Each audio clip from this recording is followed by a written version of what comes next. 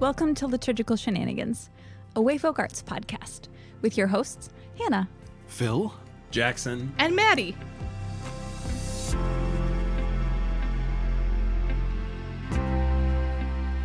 Welcome back, everybody. Back to Liturgical Shenanigans. Another 2 weeks have gone by. 2 weeks have passed? 2 weeks have passed. What is time? It's just wild. We're in the midst of Lent still. Mm-hmm. I Yep. hope you're all feeling extra dusty at this point. High modifiers to your dustiness. Yes. Was that a Dungeons and Dragons joke? It was. It was a not very oblique reference to Dungeons and What does Dragons. oblique mean? Side. Like it's on a the muscle, side. right? It's Yeah, well, your obliques are on your side. No, we're What? No, that's not a muscle. It is, but we know that you all come here for stirring conversations about muscular structure. But we are going to get into some liturgy today. We have a Liturgy of the Month episode this Liturgy week. of the Month. Yeah. So amongst the things that you can be aware of, this liturgy is on our website. We have it posted on wayfolkarts.com if you go to the Liturgical Life blog. So if you want to read along as we engage with this liturgy, you can find it there, and you can also find it in the links below in the description. On our Instagram page too. On our Instagram page And our too. Facebook page. It's had a bit of a life already. We're talking about it today because we wanted it to be on the podcast. But this particular liturgy, we posted it before because we wrote this liturgy. I wrote this liturgy as a part of the Worship for Workers project. Out Which of means you Fuller can also Seminary. find it on that website. You can also find it there. We'll probably link to that too. What's the Worship for Workers project? What a good question, Phil. And what a great question. I'm so grateful for it. Yeah.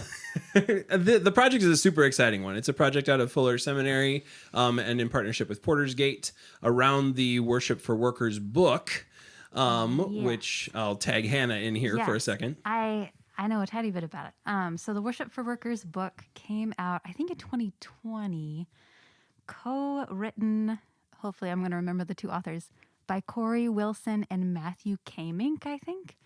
And that sort of led to what has become this Worship for Workers project that's about giving more life to the connection between God and our daily work.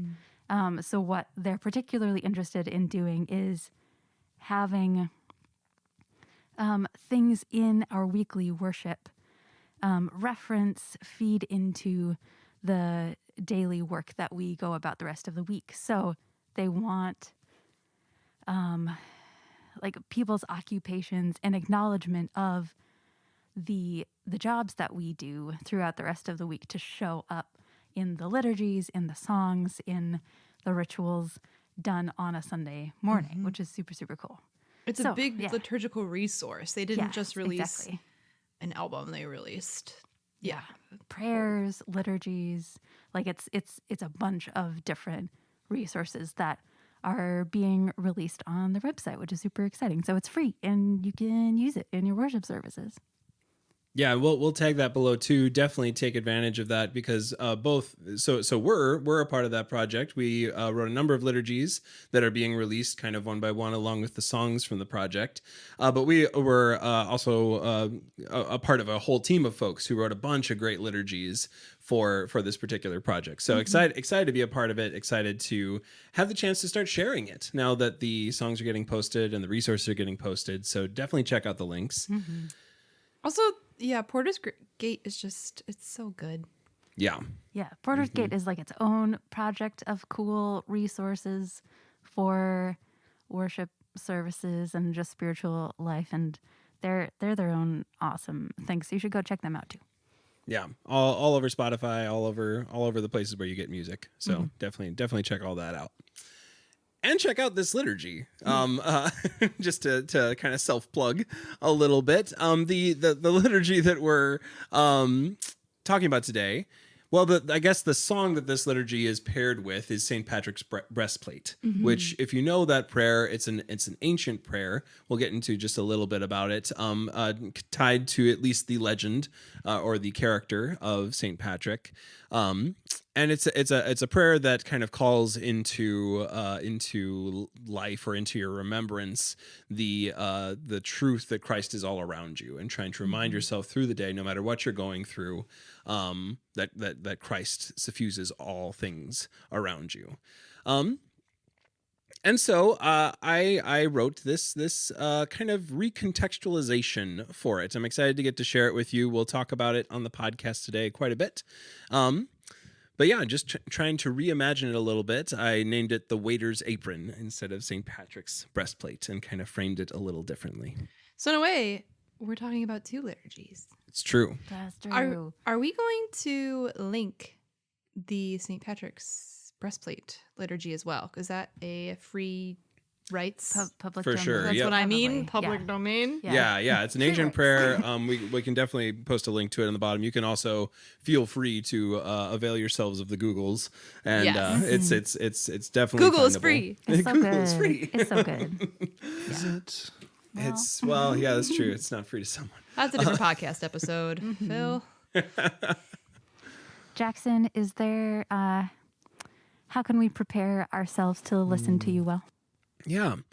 As is often our recommendation, take a moment to just kind of find yourself, let your soul catch up to wherever you've arrived today as you prepare to hear this liturgy.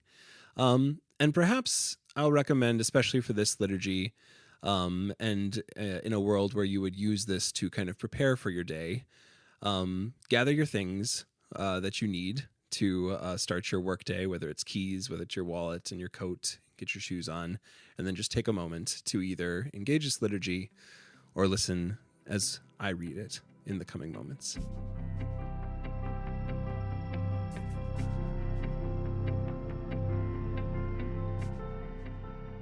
The Waiter's Apron.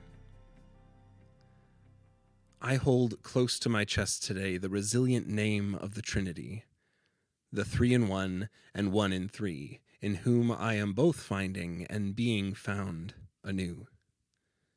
As the day stretches before me, I go forward by the strength and in the love of Christ. In the commute from my home to the work that awaits me, Christ before me. In the narrowly missed collision with an unseen customer, Christ behind me. In the grace offered after another spilled drink, Christ in me. In the tray nearly dropped but quickly caught, Christ beneath me. In the awning over the patio protecting myself and those I serve from sun and rain, Christ above me. In my coworkers helping me prepare a late order, Christ on my right and on my left. In the too brief break taken on milk crates in the back alley as I piece myself together again, Christ when I sit down and when I get up. In the customer who doesn't even look at me as they place their order, Christ in the heart of all to whom I speak. In the regular, confessing their frustration and fear, Christ in the mouth of each who speaks to me. In the last-minute order before we close for the night, Christ in the ear of each who hear me. In the tired goodbyes at shift's end, Christ in every eye that sees me. In the collapse, the rest, the reset before I do it all again, Christ with me. I hold close to my chest today the resilient name of the Trinity, the 3 in 1 and 1 in 3, in whom I am both finding and am being found anew.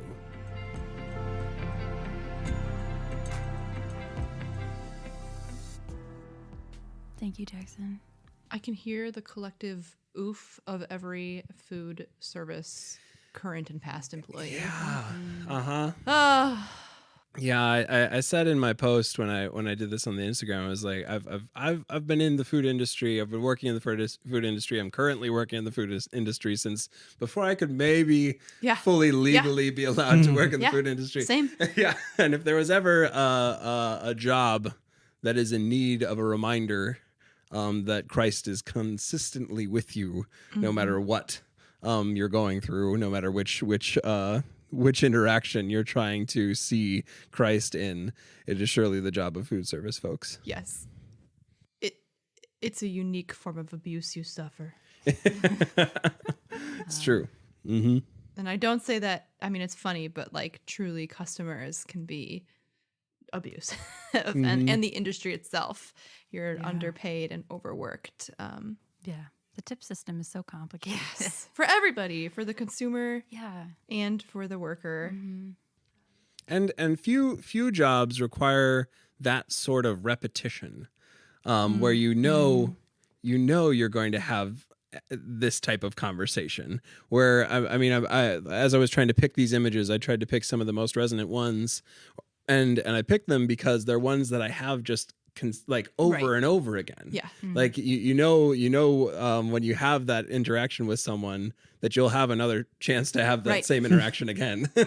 Well, and you probably in every food service job I've had, there's the opening checklist tasks and the closing checklist tasks and the midday checklist. I mean, it's just the only other job I've had that is that level repetitive was when I worked in a nursing home, which makes sense because it's a medical thing. So like similar, it has to be repetitive because every single day you have to do certain things a certain way. But It's very liturgical. oofda. It is very liturgical. Yeah. A lot of cycles. I like how you just described a little bit about how you picked the images or where they come from. Because one thing that strikes me early on in it is like, well, these are the good moments, like, are the protected moments, right? Like, you know, when I missed a collision, there's that awning over me or that sort of thing.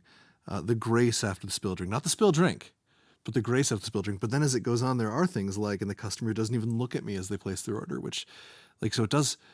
I think I could read the start, and I could be in a place of like, oh, that's when Jesus was there, right? When In the provision. in the or good moment, in the yeah. protective moment. And then you have a sentence that's like, in the customer who doesn't even look at me as they place their order, like that Christ is in that person.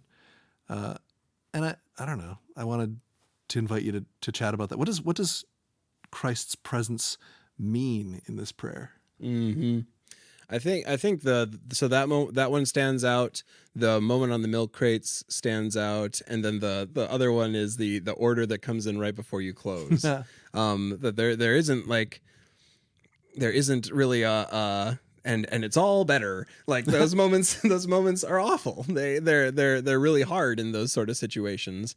And so the claiming of each of those situations as somehow still suffused with the image of God is such an interesting challenge to try to show up to, especially in the context of the kind of tiredness of that work, especially in those moments that are higher stress.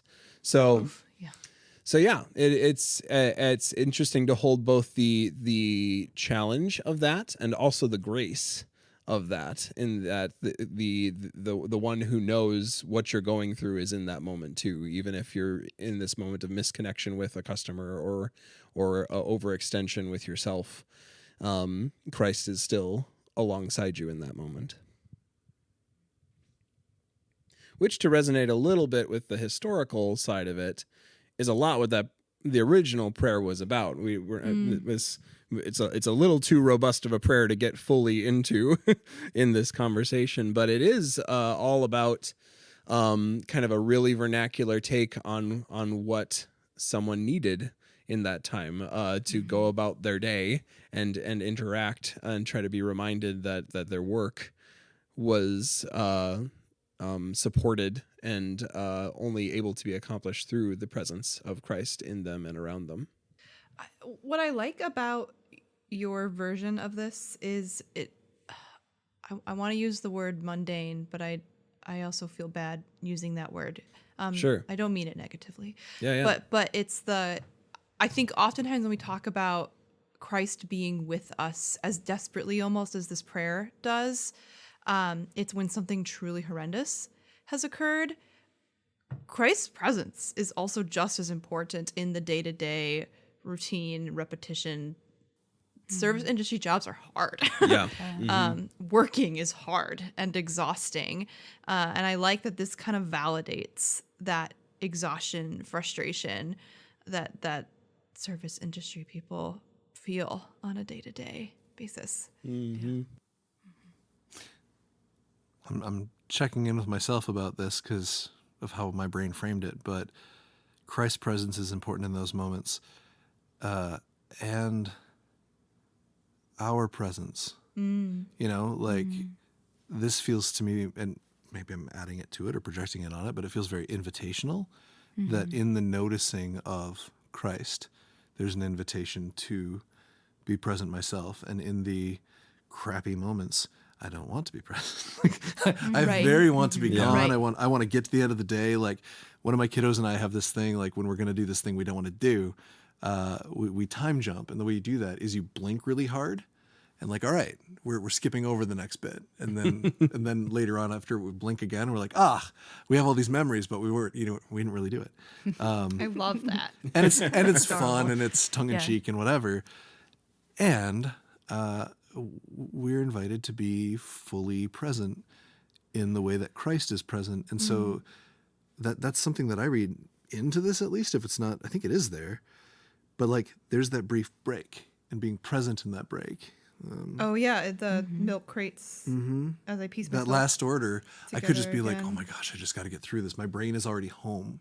Right. As opposed to like here in this moment, making this drink with this. That's hard work. Yeah. Yeah.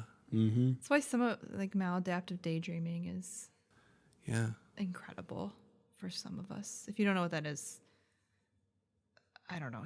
You exist in a fantasy world throughout your day to get through the day. Wait, the people who don't know what it is exist in a fantasy world? No, I'm so sorry. I defined it. You exist in a Both may be true. Maladaptive daydreaming, you daydream like normal people, but then also you try to exist in the daydream in your real life in order to get through your real life, which sounds like in my head I'm already at home is kind of a form of maladaptive daydreaming. Yeah. It is much harder work to actually be at work mentally, especially when it's hard and exhausting. And Well, and I was thinking about this from what you said as we were like, you were inviting us to do the grounding, and you're like, let your soul catch up to, wherever you are right now. And there's the whole like, where was my soul? right. Like, Have you ever had it where you let your, I love that sentence, let your soul catch up to wherever you are. or come back. Right. But you do that. And all of a sudden you're like, oh, I have horrendous back pain. Or like return to your body. You're like, oh, but Yes. I notice it now. I was really sick, not this last weekend, but the weekend before. And I kid you not, I was fine. I took a nap and suddenly I was very unwell. But that happens. It's like when you let yourself rest and become body aware is when all of the stuff, sickness, I don't know, it starts to catch up to you. So it's way easier to not acknowledge Christ's presence, to not acknowledge your presence in those tough moments. This invites that in a gentle way, I think, though. Well, and I think it invites meaning into, I think a large way that work vocation even is framed in our culture is like you sold this time to this company, to this role or whatever, and that's not yours. And so there is this whole like, I'm checking out, like I'm not here. And then when you go home, that's your time. When in reality, it's all your life. And the choices we make and the engagements we have and the things that we learn and what we do, whether we're getting paid because we're being a waiter or whatever else we do, those are moments of our life that we're invited to live, regardless of if we're getting paid for it. And I just think that's hard and beautiful. Jackson, could you tell us a little bit about why this particular liturgy was important to you and something you wanted to adapt? Yeah. So I've kind of swum in the stream of Celtic Christianity and especially works of John O'Donohue. I've done some work on St. Patrick's stuff. And so the prayer was known to me for a while.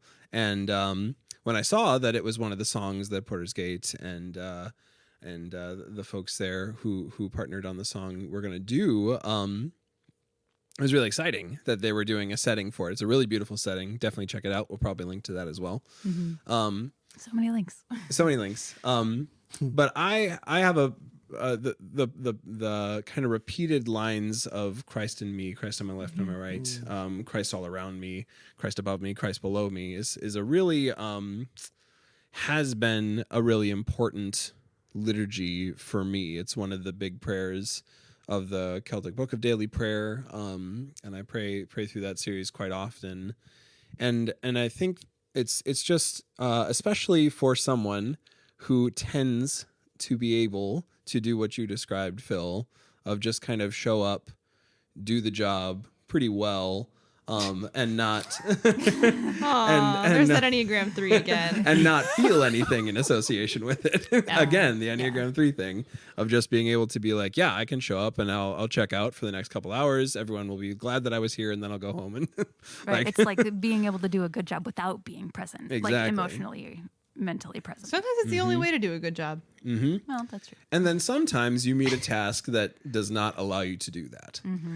That does not that overcomes whatever sort of system you have, and then I have found myself inept in those moments to be able to understand why or what's happening to me. And this type of prayer often is a grounding one in those sorts of moments. It's a grounding prayer, but in the normal moment or in the mundane moments as well, where I'm needed to be reminded to be more present to Christ's presence around me. But certainly in those moments when it transcends and it gets beyond my ability to cope with it, the reminder that not only I am suffused with the presence of Christ, but everyone and everything and all the interaction that is happening around me is suffused with the power of Christ and the presence of Christ. That's just a really powerful thing to remember. And I really like that the way you're framing that, it's not the kind of toxic positive Christianity of, and because I prayed, it's better. Right. This is still happening. This is still hard. I am not alone. Right. Which may mean it's better or more but it's not fixed. correct. Yeah, Yes. it's more what's the word I'm looking for? I'm able to get through it more. What is It's more it's like more not more palatable, but more something like that. yeah. But I love that. Yeah. The kind of act of waking up to what was already there is kind of not that exactly, not that I prayed and now it's better, not that I prayed and now it's fixed, Right. But the prayer encourages one to awaken to an ongoing reality that that somehow you've either not quite forgotten but perhaps have fallen asleep to. Yeah, it's becoming aware of the picture that's actually before you. Yeah. And it also creates the possibility that literally anywhere around you could be a thin space. Yes. And thin spaces, also, if you haven't heard that before, is again often used in Celtic Christianity to talk about these spaces where it feels like the veil between heaven and earth is a little bit thinner, like the barrier between us and between the divine is as thin as it could possibly be. So to be awake to Christ present with you now, here, in this person in front of you, in this situation in front of you, like it just suffuses those ordinary moments, like you both were saying, with the possibility of being sacred and sacramental. So when you're looking for or being aware of the presence of Christ externally from you, if that's a thing that exists, what do you look for or what do you notice? I think I would try to notice I would shy from kind of masking over what's happening, I guess, like and like, oh, I'll just focus on the positive in this or something like that, and more how to connect to what's actually going on in the moment. We'll kind of walk our way into some NVC language here, but how to connect to in a moment where there's some contention. What's underneath that? What is going on both in me and in my neighbor, who we're going through this together somehow. What's the need underneath that? What are we feeling underneath that? How is there a way for the radical hospitality that Christ in me and in my neighbor promotes us toward, to emerge through that sort of compassion and hospitable listening. Yeah, compassion was the word that kept coming to mind as you were describing all of that. Is Christ's like that like gut churning, like you remember that the other person has a story, has pains, is beloved of Christ. For those who don't know, NVC stands for nonviolent communication, and it's a form of engaging conflict well, curiously instead of judgmentally acknowledging the personhood of yourself and the other individual. Credits to Marshall Rosenberg. There you go. NVC can change all the relationships in your life. Phil's laughing at me because I used to say I hated it. I'm not laughing. I need it to be violent. Which it actually is violent in a different way. Anyways, that's a different conversation. I'm sitting here realizing, if I think of all the times in my life when Christ hasn't felt before me, under me, beside me, it's been because I've been hardly avoiding actually engaging the moments in my life because they're so hard. Hardly avoiding. Oh, do you mean like avoiding, resiliently avoiding? Like I'm doing this really hard? Is that what you mean, hardly, or like Like hardly? Like I'm intentionally. barely doing it. in moments of extreme grief or hardship in my life, when I haven't felt Christ's presence, it's been because I'm trying not to experience the extreme grief and hardship. Yeah. And that is I can give myself so much grace now, or more so, understanding the moments as that, instead of like I cut myself out from God, or God cut God's self off from me. It's not that. It's in a way I cut myself off because I refuse to be present to the moment. But of course I refuse to be present to the moment because that is so painful. Right. Yeah. That's in big moments, but like then also where I resonate with that is kind of the numbing as a long-term strategy. Right. And it works. And you're not really able to receive the good gifts of the world as well. Yeah. Right. Which is why depression is hard, because you're numb to everything. Yeah. Yeah. Oh, this got so deep. Like we do. Phil, you go first. No, so the other piece, because when I heard you saying about, like, Hannah heard compassion, and the one thing I think I heard in there that is moving to me is the compassion, but there's like curiosity and compassion I weave together a lot, but there's this like curiosity leaning toward connection, leaning toward relationship or intimacy, right? Like that, like I know that you and I are we and can be we and will be we, whatever that means. We are Groot. We are Groot. We are Yeah. Groot. And as opposed to the, like, to me, that's so much of what atonement is about, that kind of like the eruptional atonement model that I really love, the like Christ coming in and teaching us about this. We were just talking about this at Pub Theology tonight with atonement theories, but this idea that Christ breaks into creation and shows us that all the things we think we have to do to exclude and to punish and show how the other is other and we are we is just not true. And this invitation to a greater and greater inclusion. I jokingly just said at one mint, but it is. It's at, Yeah. one mint. Right. And so this idea of if Christ is in all these things, then all these things are pieces of creation that I am invited and they are invited to this union in Christ, but with me and me with them. Mm-hmm. And that's powerful. Yeah. And all the kind of, the all encompassingness of that. Every time you think there's a limit, it's interesting to think of one more stage beyond what you just thought the limit was. And I tried to play with that just a little bit in this one. I wanted to tie in more nature imagery into it, but it's just hard to get nature imagery into it. But there's the the line about even the awning over the porch of like, even that is kind of suffused in a moment of belonging, of kind of continuing to extend the welcome wider and wider, like continuing to broaden your awareness of what it would be like to say, no, there are no boundaries on the hospitality, on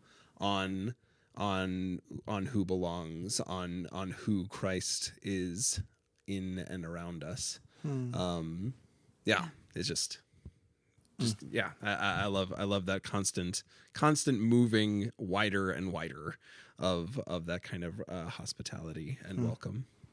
Yeah. We're almost out of time. I had one final question for Jackson, and I totally forgot what it was. We can pause and wait for it. You are worth it. Let me think. It was, how do you hope this is used? Like, I know this is part of a project that has its own hopes for what this gets used as, but what do you hope this might be of benefit or use to people? Yeah, that's a great question. I think I hope that you, in hearing this, feel like you are not alone. I hope that perhaps that some of these lines can serve as an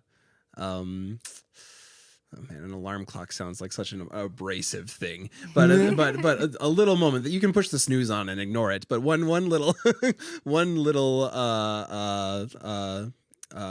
mindfulness chime. Yes, a singing bowl, as it were. Singing bowl. To awaken to a broader world that is happening around you, perhaps.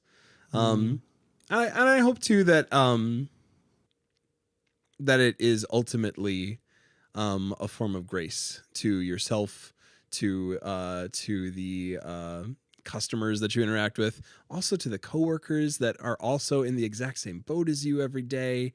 And if you are none of those things, then perhaps the next time that you walk into your favorite coffee shop or your favorite diner or your favorite restaurant, that this liturgy allows you to see your neighbor, who is a server to you that day, in a different light, and perhaps welcomes you into a little window on the life of the folks who put a lot of energy into hospitality in those spaces.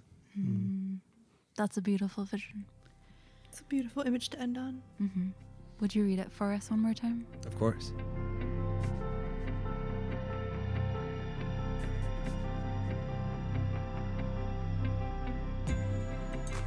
The waiter's apron. I hold close to my chest today the resilient name of the Trinity, the 3 in 1 and 1 in 3, in whom I am both finding and being found anew. As the day stretches before me, I go forward by the strength and in the love of Christ. In the commute from my home to the work that awaits me, Christ before me. In the narrowly missed collision with an unseen customer, Christ behind me. In the grace offered after another spilled drink, Christ in me. In the tray nearly dropped but quickly caught, Christ beneath me. In the awning over the patio protecting myself and those I serve from sun and rain, Christ above me. In my coworkers helping me prepare a late order, Christ on my right and on my left. In the too brief break taken on milk crates in the back alley as I piece myself together again, Christ when I sit down and when I get up. In the customer who doesn't even look at me as they place their order, Christ in the heart of all to whom I speak. In the regular, confessing their frustration and fear, Christ in the mouth of each who speaks to me. In the last-minute order before we close for the night, Christ in the ear of each who hear me. In the tired goodbyes at shift's end, Christ in every eye that sees me. In the collapse, the rest, the reset before I do it all again, Christ with me. I hold close to my chest today the resilient name of the Trinity, the 3 in 1 and 1 in 3, in whom I am both finding and am being found anew.